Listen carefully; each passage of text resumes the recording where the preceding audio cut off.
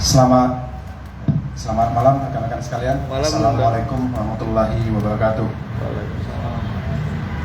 Pertama-tama kami dari Polda Daerah Istimewa Yogyakarta mengucapkan turut berduka cita atas meninggalnya Ananda Aldi Parianto yang meninggal pada tanggal 14 Mei 2023 sekitar pukul 23 WIB di Balai Dusun Buni, Kelurahan Lindut, Kecamatan Girisobo, Kabupaten Gunung Kidul.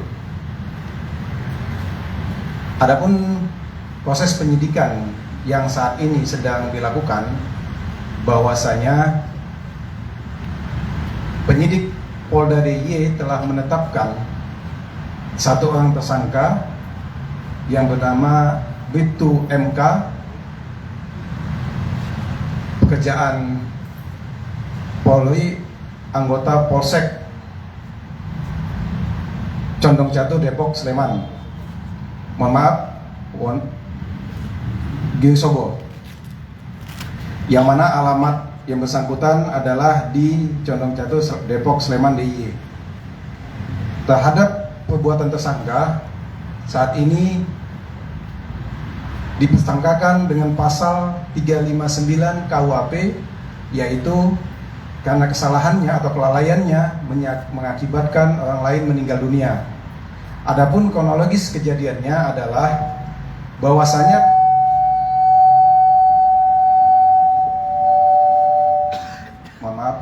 bahwasanya pada hari Minggu tanggal 14 Mei 2023 sekitar pukul 23.00 tersangka bersama teman-temannya melakukan pengamanan orkes musik dangdut dalam rangka bersih dusun, yang mana pada saat kejadian acara tersebut sudah mau selesai, namun terjadi keributan di antara para penonton, sehingga tersangka naik ke atas panggung dengan tujuan untuk menengahi atau melerai sehingga tidak terjadi keributan lebih lanjut.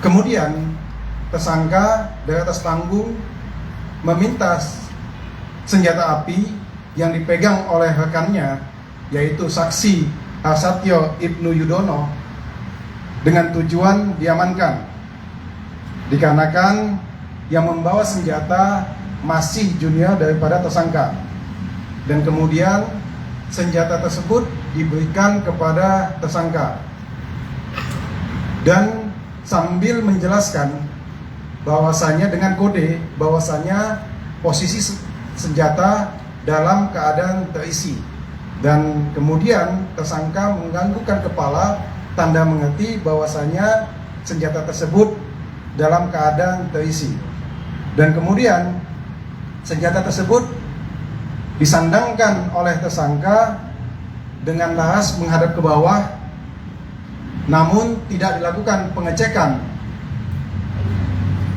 dan tidak mengunci senjata tersebut.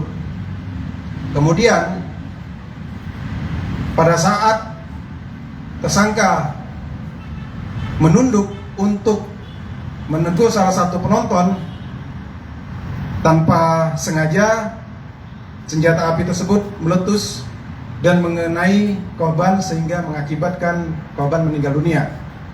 Adapun saksi-saksi yang sudah diperiksa saat ini ada 5, seluruhnya adalah anggota Kepolisian Republik Indonesia, dan kemudian pada saat ini anggota kami penyidik sedang melakukan pemeriksaan terhadap saksi-saksi dari warga masyarakat yang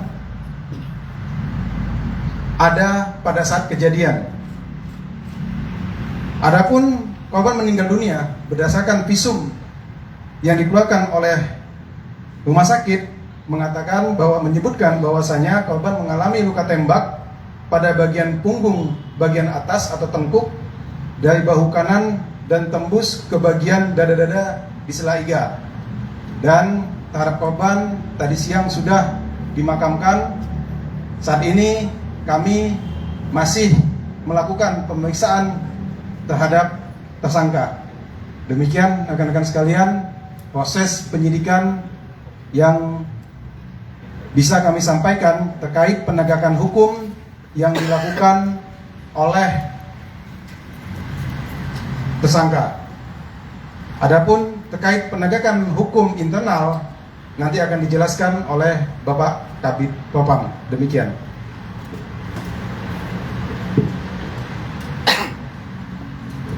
Baik, terima kasih. Kami langsung aja. Terkait dengan peristiwa ini, dari Bid Propam telah mendalami dan melakukan pemeriksaan dan menetapkan tersangka melanggar Perpol nomor 7 tahun 2022 tentang Kode Etik Profesi Polri maupun Komisi Kode Etik Profesi Polri. Ini masih berproses, jadi nanti proses secara pidana maupun kode etik tetap berjalan. Yakin bahwa ini akan kita proses secara internal, maksudnya pembinaan disiplin ataupun kode etik maupun secara pidana. Ini mungkin yang dapat kami sampaikan. Terima kasih. Baik, terima kasih Bapak Dirkrim dan Bapak Kabid Propam. Dari rekan-rekan media ada pertanyaan, mungkin diawali dari 3 dulu. Ya, Mas. Sebutkan ya, dari mana? Saya Wisan dari kompas.com. Wisan dari kompas.com. SOP dari Polri sendiri untuk mengamankan kegiatan seperti itu apakah menggunakan alat sepanjang itu dibenarkan? Satu lagi. Saya Panji dari Kemara, mungkin Pak Kabid Propam ya. Kalau tadi kan dari Pak Nur sudah mengatakan bahwa ada ancaman pasal pidananya ya. Kalau dari Propam sendiri kejadian seperti ini artinya menghilangkan nyawa orang secara kode etik pelanggarannya ini apakah nanti sanksinya bisa pemecatan atau seperti apa? Terima kasih. Baik, satu lagi. Ya, dari Tribun Jogja. Untuk jenis senjata yang digunakan waktu itu mungkin apa ya? Mungkin bisa dijelaskan. monggo Pak Kabid Propam. Terima kasih. Saya jawab dulu pertanyaan dari teman-teman Tribun Jogja. Senjata yang digunakan adalah senjata api laras panjang SS1, jenis SS1 V1. Untuk terkait SOP dan maupun